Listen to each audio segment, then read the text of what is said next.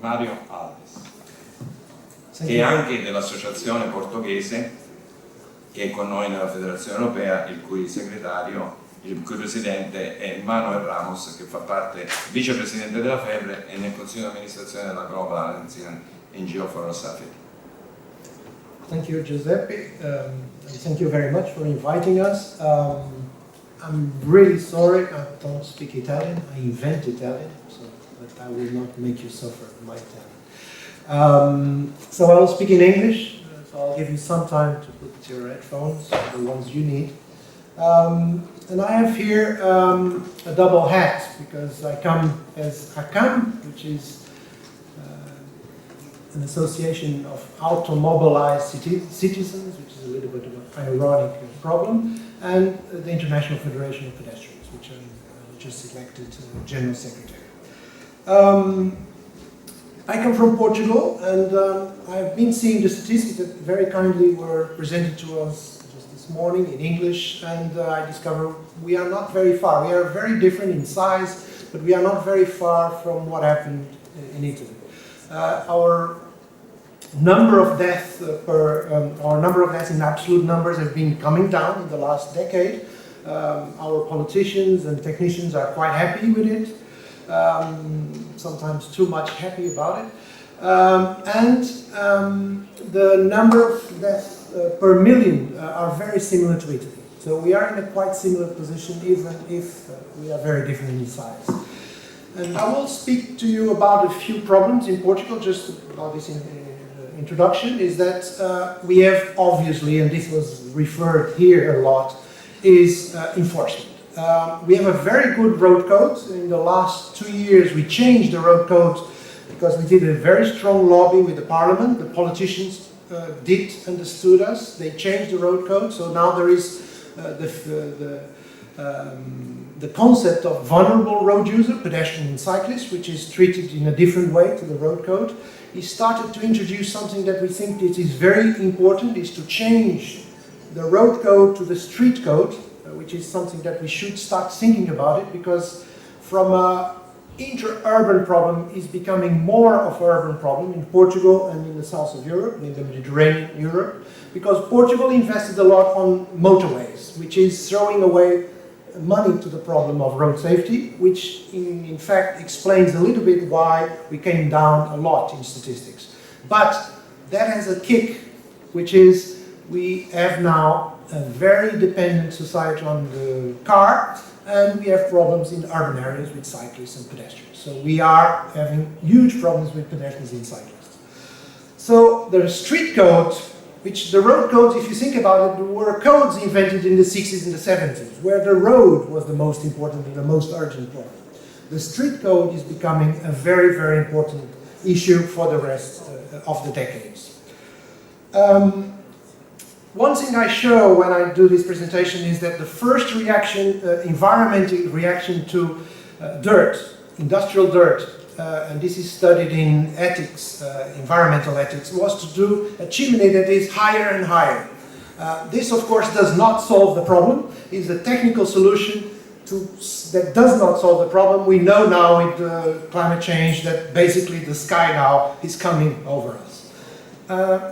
And very well intentionally, we try to solve the same problem, building a chimney higher and higher. A lot of people thought that pedestrians and crossings are a problem, so we should isolate the crossings from the pedestrians. That was the technical solution. It was not very clever, but there are still a lot of countries doing this, and it's not a surprise that we don't see one pedestrian here, because they moved away from this area, if they have children, and they went to the suburbs, and they drive more cars, and they are killing more people.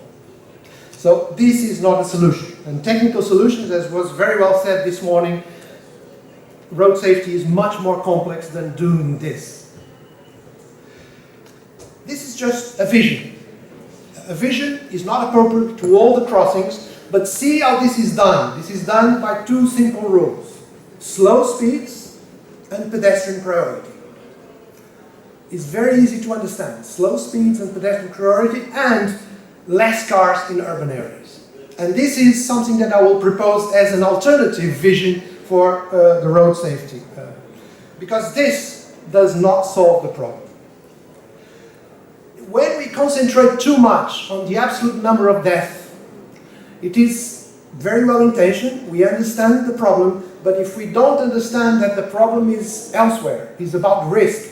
For example, a lot of us are very happy that children will die less and less, or people die less and less. But this does not mean that the public space is more safe. In fact, it means that the public space is less safe. So we have to talk more about risk and not number of absolute deaths. Because if we lock children at home, we would be all very happy because there will be no death of children. But that's not a solution. Let's look at this graphic. Traffic accidents is a big problem, with 100,000 people dying in Europe. But traffic pollution death by the microparticles in the lungs of everybody and a lot of problems is 3 times more. And death through the lack of physical exercise, obesity, is 6 times more. So we are speaking about a problem that is 10 times more than the road safety that we are all worried about. The danger here in this picture is not the cyclist. The danger is the cars, is the pollution the cars cause, and is not exactly the cyclists. Sometimes, and we are working a lot with schools, and sometimes the road safety, classic road safety says, let's not encourage children to walk and cycle to schools because it's dangerous. We say, what is dangerous is the couch. Okay? So, this is the paradigm I will speak to you about, and the change. And I will criticize a little bit the road safety as a classic approach, which is based on reducing the number of absolute deaths, and we should more speak about road danger reduction, which is really calling what is really should be. Because road safety... Potete spegnere le luci, per favore? Yes. Oh, yes. Because road safety is, for you that are familiar with George Orwell, seems to be a little bit like double speak. It's speaking about something that is not. Yeah? So basically politicians found an expression to say something that does not exist. Or, yeah? So road safety is basically an example of George Orwell double speak. This is the dream and the vision that I will bring you here. This is not possible straight away, but at least we need to have a long-term vision and a strategy how to change our streets. So I'm here as ACAM, Portuguese Association, and as the Secretary General of International Federation of Pedestrians. So, and one thing that is crucial here is to put pedestrians first. Because if it is safe for pedestrians, it will be safe even for drivers. This is Lisbon in the beginning of the 20th century. As you see, it's a political space, people meet, people talk, there is conviviality. And this is the same space in Google nowadays. There is one pedestrian. Police and politicians say that this crossing is safe because there is not people dying here, because people are afraid. So we should start also ask people if they are afraid or not to be on the streets, even if they die or not on them. And ask if children are afraid to cross the street. This is Lisbon, and we have been building things like that. This is totally absurd in the center of Lisbon, and this is common even in Rue de la Loi, where in Brussels, where is the European Commission. This should not be allowed. This situation might be safe in terms of road safety, but is absurd. We should not go towards this kind of vision. I took this picture from Lisbon from the airplane, and if you think about why children are always at home with their mobile phones communicating, is because of this. Because if you think of a child going from one building to another, it's a terrible situation. We never studied so much, and we never did so badly cities.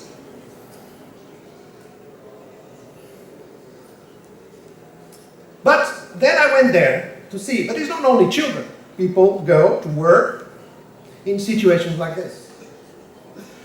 And one thing I would ask you to see in the next days is to see how public space is very political. Even technology in public space is very political. There is always an option when we do something on public space, and this option is always political. For example, we are very much interested in our toys, technological toys. In Kuala Lumpur or Lisbon, we have rooms like this where they all control the traffic lights, but then in the streets, this is what we see. So we are very entertained with the technology, but then in terms of enforcement, in terms of public space, is lack of democracy. There is nothing that explains better the democracy and the health of democracy in a society than the width of the pavement, of the sidewalk.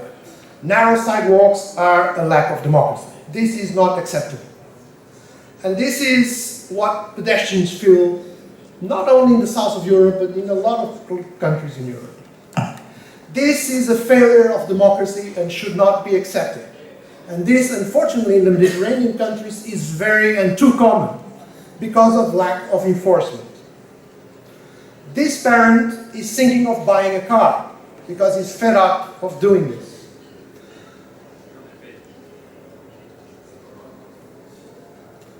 75% of pedestrians that go to the hospital are due to falls, and this does not count in the classic road safety approach.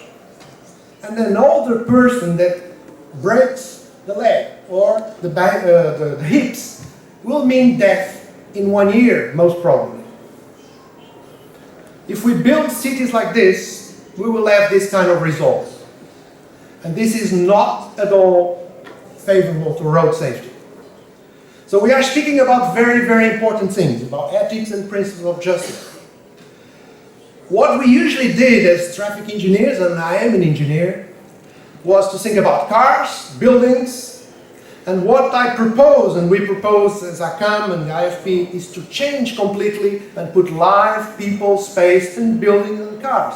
Cars are also important to think about because they are useful in a lot of the ways.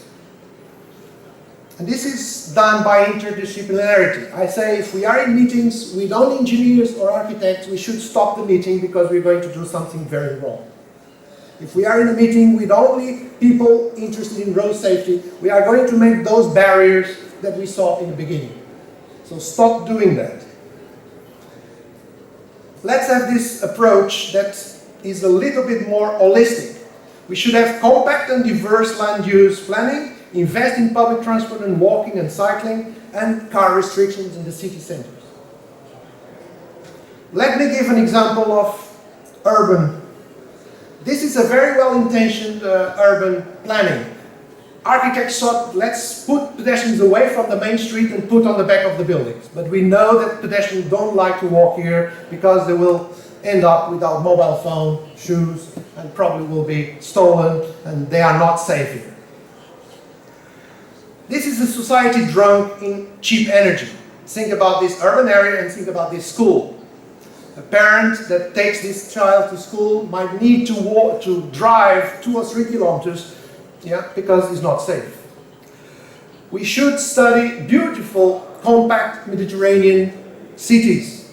They were very, very good in terms of road safety. They were cities built for the pedestrians and the cyclists. And we should start building more cities like this. Doing this will put people in cars. Each car needs 3 parking places because at 6 in the morning these parking places are empty. So this is a waste of space. And this is not rocket science. If we have nice pavements with people to sit where they sit, they have trees and all that, it is very, very possible to do. Let's now speak a little bit about public transport and cyclists. If we reduce the speed and if we give to the public transport priority, we have in the hands of more professional people that are trained to deal with cyclists and pedestrians. Here is Seville, a Mediterranean city, that reduced the speeds, and now you see how pedestrians and cyclists and public transport mix at very low speeds. If we want to put pedestrians first, we can very easily. You see, it's almost like a red carpet. This is very important in symbolic terms, to join the public transport with the city center. If we want to start undoing this, we should start having projects where pedestrians are very important. You see, this is safer because there's less speeds and pedestrians have a place. Last is about speed. Most people spoke about speed, and it has to do with this graphic. At 30 kilometers per hour, almost nobody dies. Only 10% of the very bad lucky ones die. It's a little bit like a child falling from the shoulders of his father. It's bad, but not that bad. But at 50 kilometers per hour, almost everybody dies as a pedestrian. And this should be interiorized in the southern cities, which is very much used in the north. So most urban areas should be designed for 30 kilometers per hour. 30 zones, which was spoken a lot here. Look at this child and this person that does not have helmets, which is something that is a symbol of this classic road safety. Look at this child without a helmet, and he does not need a helmet because this environment is carefully designed to not be necessary a helmet.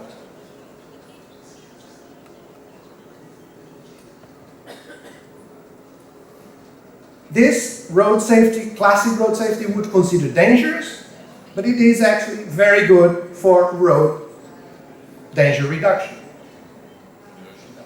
La velocità.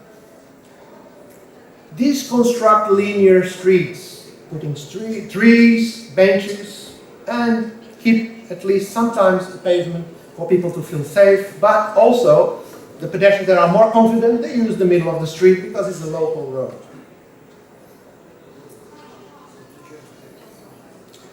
To finish, we support the 30 kilometers per hour initiative that we are speaking about here. It is something that we have to start doing and start imagining that it is possible, cities to be 30 kilometers per hour. Even if there are some exceptions in some main roads that could be 50, it is possible, and there are cities that are doing that right now. Thank you very much. Ora capite perché quando Manuel Ramos mi ha chiesto se avessi voluto avere qui Mario Alves, io ho detto di sì, e chiedo a Mario se è possibile utilizzare la relazione che ho usato a Casablanca, che se posso metterla online in rete, perché è una relazione molto bella come questa, però molto più ampia, fatta di slide, di foto, anche ironiche, ma molto efficace sul piano della comunicazione, e chiedere a Mario, lo dirò anche a Manuel, al nostro presidente portoghese, di averlo qui con noi quando metteremo insieme questo gruppo di lavoro sulle aree urbane. Parte la campagna Zone 30 da parte della nostra federazione europea, della Global Alliance. Noi dobbiamo portare in Italia queste idee, farle vedere. Vorrei dire a Cosimo Ferri, che oggi non c'è, che quando noi diciamo, anche ai parlamentari nostri, che quando diciamo che per condannare uno di omicidio stradale può andare fino a 100 km orari e non si sa, Mario l'ha detto in modo chiaro, ma non lo sappiamo da anni, che già a 50 muoiono quasi tutti. Lo dico al nostro Emiliano, che se va a 100 li facciamo secchi tutti. Ecco perché aumentano le morti sui pedoni. Come ho detto a Cosimo, se non c'è tempo per modificarlo, però bisogna prendere un impegno per modificarla poi la legge, perché rischiamo di partorire un piccolo mostro giuridico, come hanno detto molti degli esperti. Quando dice l'avvocatura, lasciamo perdere l'ANM, che si sa che quelli sono un po' più radicali da questo punto di vista, però per mettere il giudice nelle condizioni di applicare in modo tassativo la legge per i prossimi 10-20 anni, bisogna correggerla se la approviamo così com'è, perché così com'è non funziona, non funzionerà, e su questo dobbiamo prendere un impegno tutti.